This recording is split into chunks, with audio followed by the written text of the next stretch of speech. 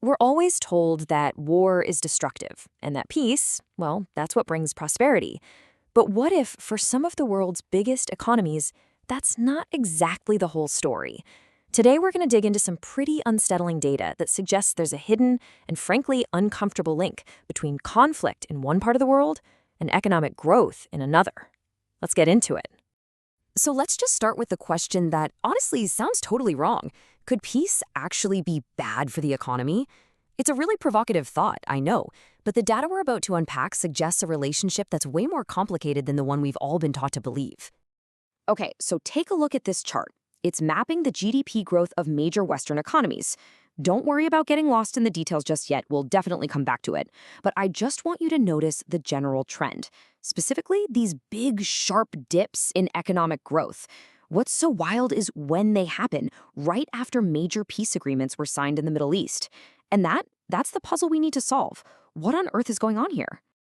All right, so to really get this, we first have to establish the playbook, the conventional wisdom about how oil, war, and the economy are supposed to work together. Okay, so your standard economic theory is pretty clear about this.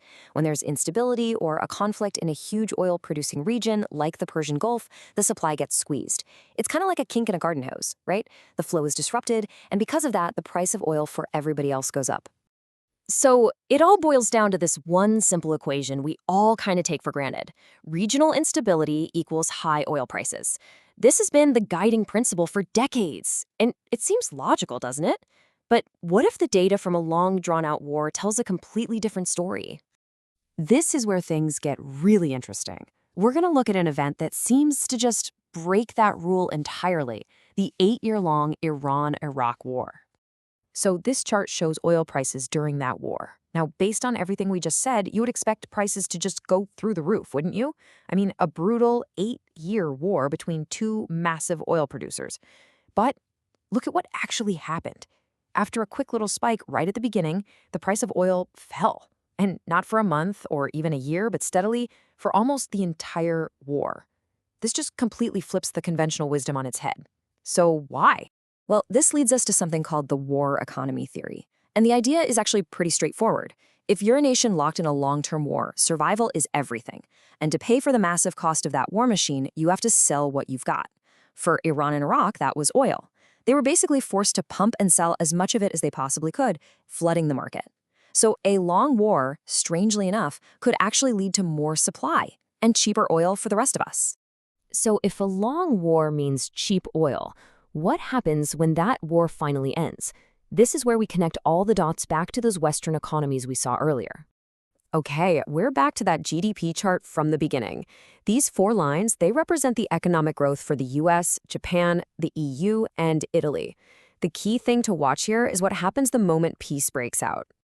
I want you to look closely at 1988. The Iran-Iraq War ends in August, so that flood of cheap war oils suddenly dries up. And what happens next? Just follow the black line for the US economy. It takes a complete nosedive. The red line for the European Union does the exact same thing. It is a really striking correlation. Now, you might be thinking, okay, maybe that was a fluke, so let's see if this pattern shows up again. We're going to jump forward to October 1994.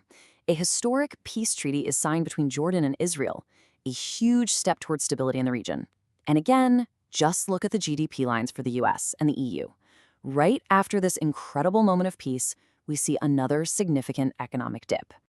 So let's just lay this out side by side. 1988, war ends, Western economies dip. 1994, a major peace treaty is signed, Western economies dip again. The pattern seems to suggest that for nations that are really dependent on imported energy, the so-called peace dividend might actually come with an economic bill attached.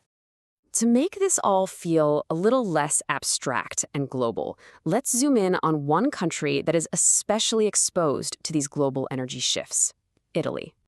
So on the left is Italy's roller coaster GDP from our main chart. But the chart on the right, well, that tells us why it's so volatile. It breaks down Italy's trade balance, and the numbers here, they reveal a massive weakness. The Italian economy basically runs on imported energy that it just doesn't produce itself. To put it really simply, Italy has to import its fuel. So when oil prices are low, its economy gets a huge boost. Manufacturing is cheaper, transport is cheaper, the whole system just works better. But when global energy prices go up, Italy's economy feels that pain immediately and very, very sharply. It's really the perfect case study for this whole war economy effect. So, after going through all this data, where does that leave us? Well, it points to a conclusion that is as clear as it is, well, uncomfortable. The pattern we've uncovered points to a deeply unsettling correlation.